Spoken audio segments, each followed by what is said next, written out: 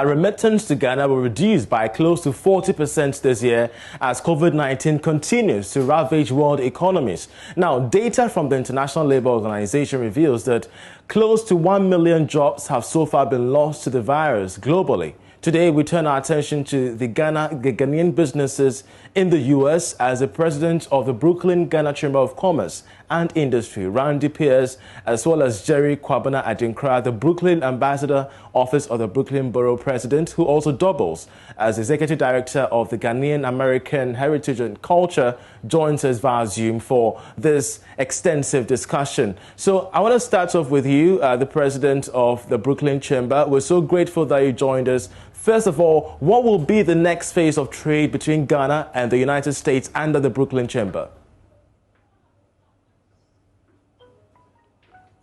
Good afternoon, and thank you so much. It's a pleasure to be with you today. We have a long-lasting relationship in terms of trade with Ghana. I think before COVID, it was about a $1.8 billion trade relationship. Ghana's economy had been expanding rapidly, and there was quite a bit of interest in investment in Ghana itself. Also here in the United States, obviously, you have a strong Ghanaian community of immigrants that have started businesses and that are part of the local economy, particularly here in Brooklyn. In fact, there's probably about 50,000 Ghanaians who live in Brooklyn. So we were looking to strengthen that trade relationship. And in fact, the Brooklyn Chamber of Commerce was working with Jerry and the Ghanaian Chamber of Commerce in order to create a trade mission.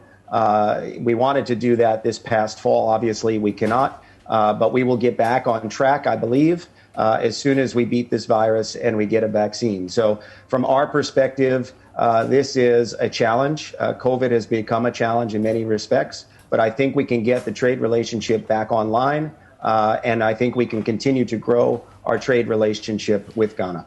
Randy, it's interesting you mentioned COVID-19 because we do know in the United States, for instance, the knife-edge elections, between Trump and, Joe Biden meant a big deal for Ghanaians living in the States, including Africans.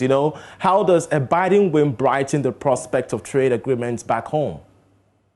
I mean, I think it's a positive for our long-term relationship. I think President Biden, or President-elect Biden, is much more open to international engagement. I think that includes on the trade front.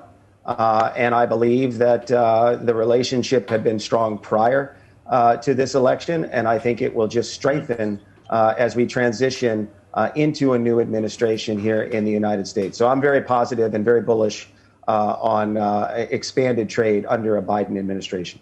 Great. I believe we have Jerry also on the line. Jerry, if you could hear me, you've been engaging Ghanaian businesses time on and time off. COVID-19 has struck. What exactly are they telling you? Thank you so much, Mr. Charles Haite. Can you hear me? You're loud and clear. Thank you so much. For bringing us on such a great program. Yes, the COVID-19 has been very disastrous, as we all know. As the president of Brooklyn Chamber of Commerce, Mr. Randy, has already said. We have a couple of Ghanaian businesses in Brooklyn, to be specific, the African market, the African restaurants, those that they are into doctor's office and stuff like that, talking to them, meeting them, encouraging them, and even talking to Ghanaian community to go and support them. And I think it's almost a month ago when Mr. Randy embarked on his, black businesses in Brooklyn, to be specific, Flatbush.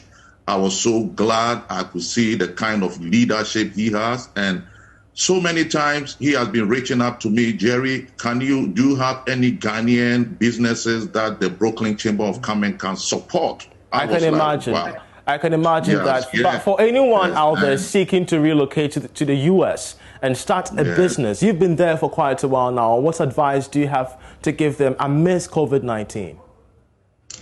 Relocating to do business in the U.S. now, regards to where we are, our demographics, the rent are very high.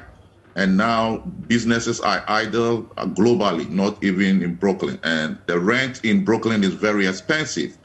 And those with good money, they have a program called Ye5, if I'm not wrong. Those that they want to invest. If you have that kind of money, I think it's range around $300,000 to $500,000. So when you come, they give you your documentation right there as an investor. So these are some of the conversation that I'm having with Randy in regards to Trade Mission.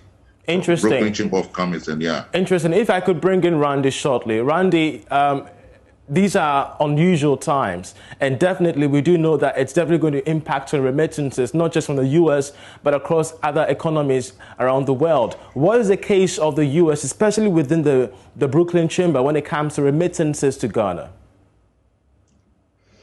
Yeah, so I think part of the issue for, in particular, the New York City region and the Ghanaian community that's here, we were the epicenter of the COVID-19 pandemic for a period of time in April and May.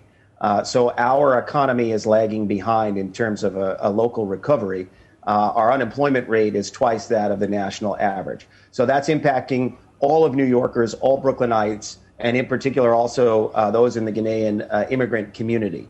However, I will say that, notwithstanding a new shutdown, and we're talking about a spike in cases recently, but if we can get past this spike, the economy had been rebounding and people have been getting back to work, including many Ghanaians who, by the way, own businesses and they employ other people as well. So I think that will get back on track. I hope and pray it will get back on track. I hope we won't have another wholesale shutdown. And I think you'll see those remittances pick up again in 2021. Larry, Jerry, we're so grateful that you joined us. And of course, congratulations to both of you. I believe you did win the COVID-19 Heroes Award recently by the Bureau Chamber. We're so grateful. And we